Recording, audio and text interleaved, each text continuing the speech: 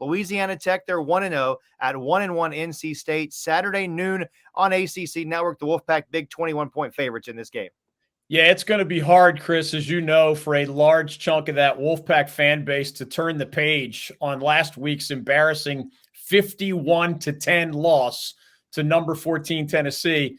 But that's exactly what the Wolfpack players and coaches are going to have to do, starting with this game against Louisiana Tech, because plenty of the Pack's goals, as crazy as it might sound after that debacle, remain within reach. The hardest to digest part of State's faceplant in Charlotte was that the Wolfpack was absolutely dominated in the trenches in that game, something that really hasn't happened often to Dave Doran's teams during his 12 years in Raleigh. Tennessee ran the ball a lot and well. State couldn't run the ball even a little. Tennessee protected its star quarterback very well. State definitely did not do that. I do think the Volunteers were just more talented overall, obviously, but with the exception of Clemson, remember, the Wolfpack won't have that sort of major talent disadvantage against any other opponent during the remainder of this regular season. Now, the Wolfpack's next steps forward must include much better play from the quarterback Grayson McCall, who so far has looked more like the embattled Coastal Carolina quarterback of 2023 rather than that three-time Sun Belt Player of the Year.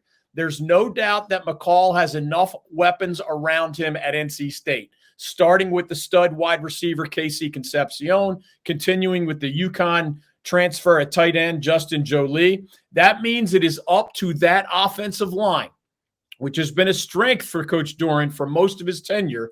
Left tackle Anthony Belton's a good player.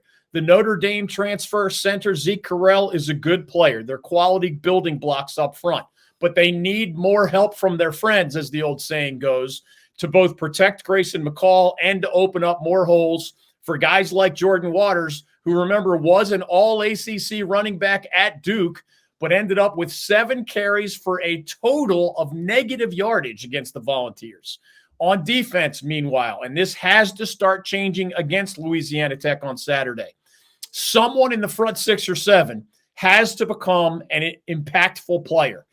Nobody expects you to be Peyton Wilson now in this NFL with the Pittsburgh Steelers. However, there has to be one or more guys that make the opponent's quarterback and running back and offensive line nervous. Could be Davin Vann or somebody else on the line. Could be Caden Fordham or Sean Brown or someone else at linebacker.